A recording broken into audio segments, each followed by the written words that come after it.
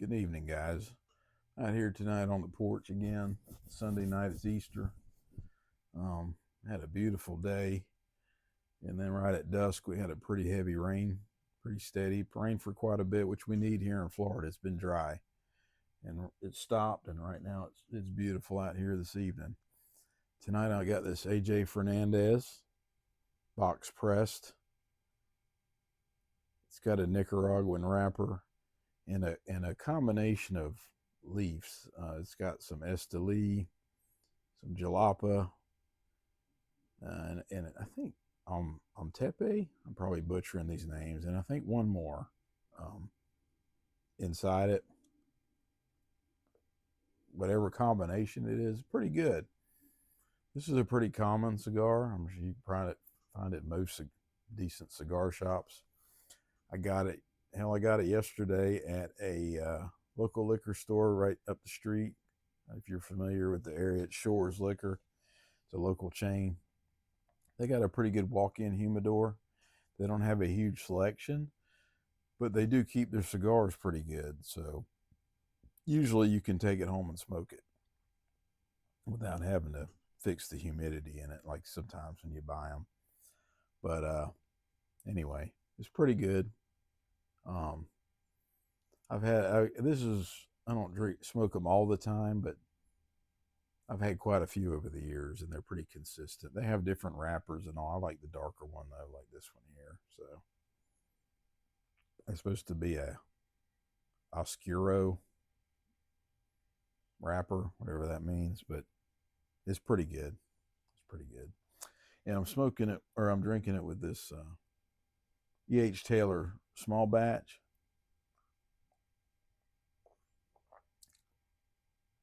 It's probably the most common bottle of the EH Taylor line. It's the you could. It was really hard to find during COVID and all, but here recently they seem to have it everywhere, and the price ain't bad on it. Um, I've got a bottle of the single barrel. Neighbor just brought me from Kentucky. He went to the Buffalo Trace distillery there last. I guess he was up there a few weeks. So I'm looking forward to trying that single barrel. I've never had that one. And he got it, for I think at the distillery, so it was MSRP, what I paid for it. So I feel fortunate because that can get kind of pricey. I'll probably try that next weekend. But this I've found some over the years. I usually had a bottle. I think I told you I don't spend more than MSRP, maybe a little more, but I won't spend a ton of money on these bottles. I refuse. There's too much, less expensive options out there, and if you look, you'll come across a lot of this stuff eventually. So I've always had a bottle of this, but now I've got like three in there because when I first started seeing them, I scooped a couple of them up, thinking, "Man, I need to get them while I can." But now they're pretty much, I won't say they're everywhere, but they're pretty common, at least around here. I could probably pretty much go and find one whenever I want it. So I've been sitting on these three, but I don't drink it every day, but I do enjoy it. I drink it probably once on the weekend usually. It's pretty good. I enjoy these EH Taylors. It's kind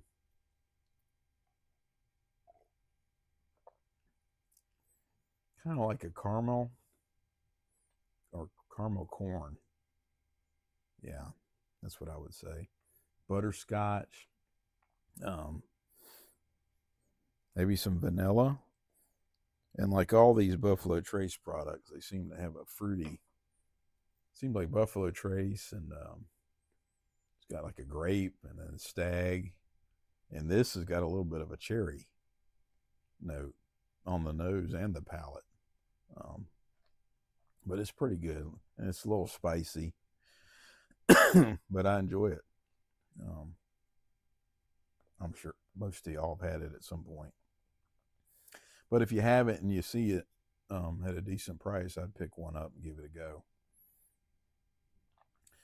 Tonight, if you remember, Saturday, yesterday, I posted a short on YouTube, and then on my Instagram, I posted a reel. Sitting out here getting psyched up to do my taxes on Saturday, and I went ahead and did them, and that sucked. And I'll talk about that probably later this week one day, but I didn't want to do a negative video. I try not to do anything negative on my channel. There's enough of that on YouTube and in the news and everywhere else that I try to stay away from that, anything negative. So, but tonight being Easter, it's Easter Sunday, I just wanted to talk about some good things. I'm very fortunate. I was by no means, poor as a kid, but we didn't have a lot of money. As a kid, I remember mom and dad, he was a policeman. My mom didn't work. He was in the 70s, and that policeman didn't make much money. And there were times that they could only afford there was four. It was me and my sister and my mom and dad. And they could only afford 2 pieces of chicken sometimes. So they would give them the chicken to me and my sister, and they would have pancakes. So I would say there's a difference between being poor and not having a lot of money. I'd just say we didn't have a lot of money. And that was pretty good of them to do stuff like that for us. I'm really looking back. I didn't appreciate it as a kid as much as I do now, because knowing how tough it is raising kids and making choices like that. But very thankful. I'm thankful that I was born here in the U.S. Despite the issues that we have,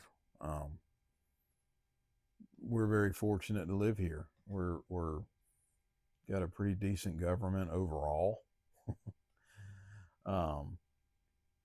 We've protected by 2 oceans. Even they're kind of weird, but we got the Canadians to the north, and we got Mexico to the south, and get along pretty good with them, I would say, overall. There's no blood feuds like some of these countries, like go to the Middle East and craziness over there. We don't have Canada shooting rockets at us, at least yet. You don't have to worry about that. So we're very fortunate. I always told my kids that they complain about, because we didn't have a lot of money when they were kids, even like for me. Raising 3 kids, I sent them to Catholic school, and that wasn't cheap, but it was money well spent. So they didn't leave a whole lot of money for other stuff, but and they would want things that we couldn't afford. I did the best I could to get them stuff. I mean, they didn't want for nothing really, but told them, they go, well, why don't we have, because we kind of lived in a well-to-do area, and then they did go to private school. So a lot of the people they went to school with, had quite a bit of money compared to us. We'd show up in the raggedy, 25-year-old truck, or one time we had a 88 diesel Suburban that my wife drove for years, and good truck, man. It was one of the square body style. Nice truck. I got it painted at Mako for like $1,500. They just repainted it white, the same color it was. Had all the emblems replaced. Looked like brand new, believe it or not, when they were done with it. And being a diesel, that thing ran forever. I think when we got rid of it, there was over 300,000 miles on it. And hell, we drove it from here to Franklin, North Carolina one time on vacation and back, and no issues. Drove it around up there. Pretty good truck. Funny thing back then, though, is you couldn't find diesel everywhere like you can now. And I remember having to stop at like truck stops to get gas. Um, there'd be parked there with the Suburban, and with a bunch of semi trucks. It was kind of funny, but we had that old thing, and I had an old Z71, but that thing was pretty raggedy, but it did what I needed it to do. Um, and I appreciated it. Appreciated everything we had, and because I know that there's a lot of places in this world where we're living like we were living was living like a king, literally. Um, and I think some of us lose sight of that. All the things that we have in this country. Um, Even the poor here have cell phones. You get medical service. You get, even if you don't have insurance, if you go to the hospital, they're going to treat you. They're going to do something for you. Um, they're not going to turn you away. Um, TVs, most poor people here have some kind of cable TV. Most of them have some kind of big ass, flat screen on the wall when you go in their house. I know because I've been in them with my job. When I was on the street back in the early 90s, I would go into houses in the hood and they had better TVs than I had by far. And these were poor people living in, subsidized apartments and things like that. Definitely had nicer cars. um, but you know what? I didn't let it bother me. I'm like, well, we all make choices in life, and if that's what you want to buy, that's up to you. Whatever. Um, I just always, I think you should always strive for more, but appreciate what you got. Um, you should always strive to make your life better, but understand that the situation we have in the U.S. here, we've got it pretty good for the most part. Um, and sometimes it's hard to see that. You get all this negativity on the news and these YouTube channels and ripping everything, and you think the world was coming to an end. And then the funny thing is, if you turn all that off and ignore it and just go about your day, you don't see it, you don't feel it. But if you let yourself get consumed by all that negativity and stress about what might happen and things going on that you can't control, you'll go nuts. It'll drive you crazy. Um, a lot of these, especially older folks, they're hooked on that Fox News and that network, CNN, whatever they watch, and it just eats them alive. You call up, you get relatives that are that age, they retire. It's like you retire and you get locked in on these cable news shows for some reason, and everything going on is the world's coming to an end, and it's the worst thing in the world. And half the time they ask me, "Did you hear about that?" I might have vaguely, but I don't really care. It doesn't affect me. I don't matter to me. So half of this shit is so far removed, and I can't do nothing about it. So there's no sense in worrying about it. There's no sense in it. Um, and whether you're the person you vote for does what you want them to do, which is almost never. I still think it's important to vote, because though the person I voted for is not doing what I wanted him to do, the alternative, in my opinion, would have been worse. So I still would have voted the way I voted. I wouldn't have changed it. But honestly, I can't worry about it. I can't, because there's really nothing I can do about it. I don't know what the future holds, but I'll deal with it when it comes. That's all you can do. You can't let yourself get wrapped up in what you can't control. So all I do is I try to appreciate everything I got. Today, went to my daughter's house that has the grandkids. The whole family was there, at least the immediate family. My son and my two daughters, my son-in-law and the grandkids, my wife. Had a good breakfast. Spent time messing with the kids, watching them play their little Easter stuff. We came here and spent all afternoon in the pool. And oh, well, I mean, I'm blessed to have this pool. You know, I'm by no means rich. I'm not no baller. I ain't, you know, I ain't got a ton of money, but I saved my pennies, my wife and I, and we got this thing. And today is what I bought it for. The neighborhood we live in has a couple pools, and they were closed because it was Easter. But we just came here. We spent the day out here listening to music, playing with the kids in the pool. Had a great time.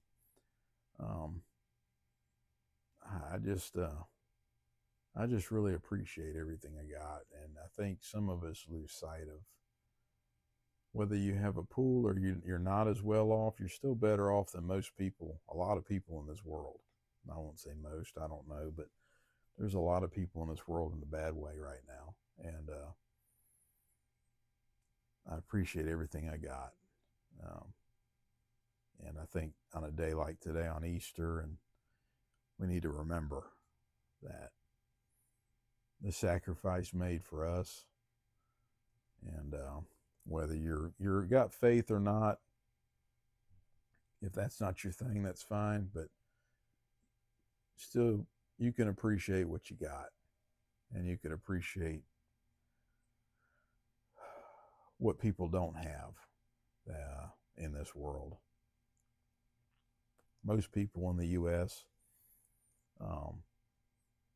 Don't have a lot of money. I don't think there's a whole lot of poor people. There's a lot of people that don't have a lot of money. Because I don't think truly poor people have cell phones and big flat screen TVs and all the crap we got, internet, you know.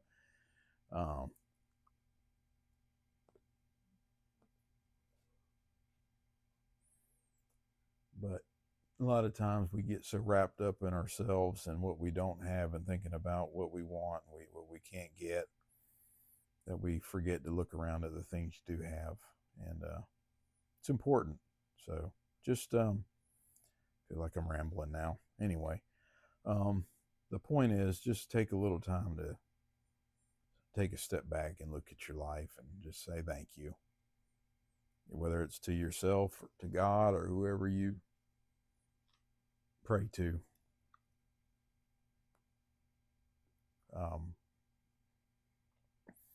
And appreciate what you got. Anyway, y'all have a good evening. I'm going to finish this cigar in my EH Taylor and get ready for work this week. But I hope y'all have a good evening. I hope y'all had a good Easter today. And we'll see you later this week.